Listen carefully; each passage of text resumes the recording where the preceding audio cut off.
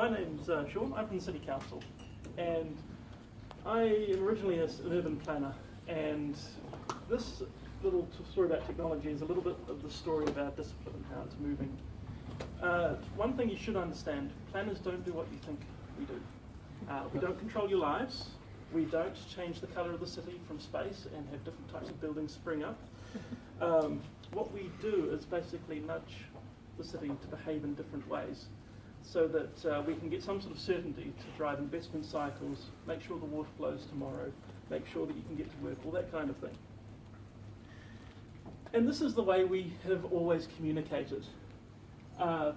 This is the simplified version. It's a lovely map. It's of Tiaro, and there is an absolutely overwhelming amount of information on that.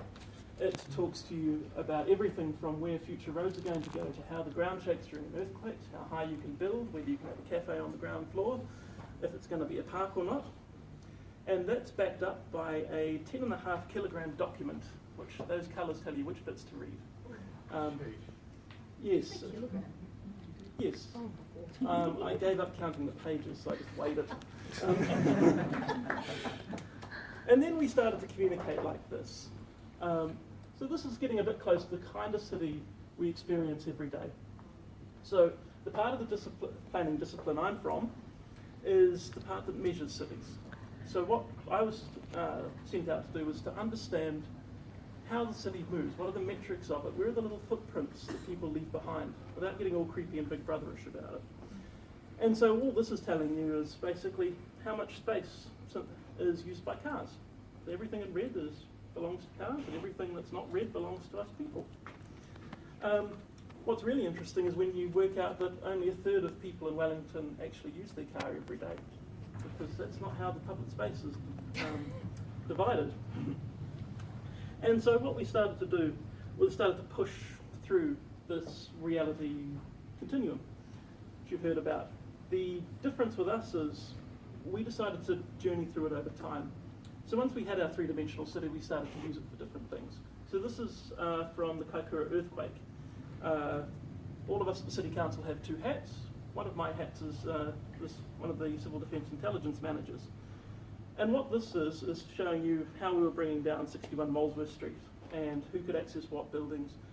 This was just the high-level picture, which allowed people like ministers to see instantly, that building's a problem, this is why it's cordoned off, so they could understand the logic of it. What it allowed people like me to do is work out how many businesses were affected, how many people needed to be rehoused, how many workers it's going to take, how long it's going to cost, and what I needed to have my masters petition government for. And then we started to move into full virtual reality. As an organisation, we are a bit weird. We do augmented reality too, and we did augmented reality first. Our first experiments were about 4 years ago. But at the moment, we're much more interested in virtual reality because it gives us more control. Being a planner, you're a complete control freak. So this is what our virtual Wellington looks like. You can hop into it over there if you like. We can control time. We can take the data from the city's sensor networks, which are being deployed at the moment, and start to understand how pedestrian flows move through this. And what it means is we can take the vast quantities of data which we need to communicate with our citizens and understand the different patterns in the city and put them into a world where you're not concentrating on where you are, you're concentrating on what's happening. And that's where reality really becomes useful to us, because we can take really complex things like, hopefully this works, things like this. This is the depth to bedrock, and the different shadings show you the angles. This is one of the reasons why different parts of the city endured more damage last year than others. What was essentially happening with the energy waves were coming into the city, hitting these different surfaces and being angled and focused upwards. It was sort of like a person with a magnifying glass in some hands. We had a lot of talk about things like reclaimed land. To be honest, that wasn't as big a factor as people think it was. Reclaimed land is not a unified, consistent thing. Some of those reclamations are made from the rock that was pulled down from underneath the monastery, perfectly solid. Some of them are pumped sludge off the seabed, not so good. And so what this allows us to do is to communicate these really complicated effects and situations between disciplines, which allows our organisation to behave as a single organisation. But it also allows us to talk to people who are not experts and have some hope of being understood. And all of this gets pulled into this system. So this is our City in a Box. We developed it with our friends at NEC. And what it is built on top of the city's data core. So being in public service, the drivers that I have are a little different from the drivers that the private sector have. I'm stuck with permanence.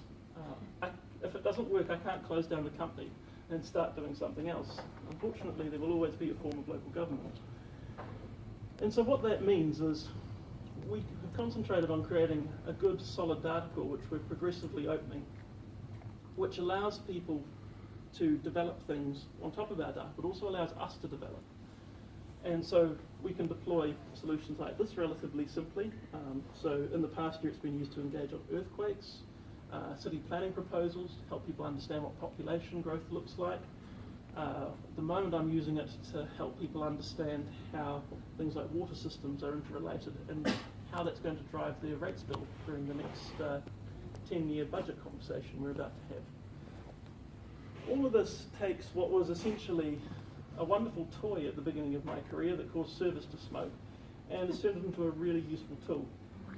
And it's one of those things that unfortunately I can't really show you unless you hop into it. So after I've finished, come and see me. We'll play with it. Good. Great.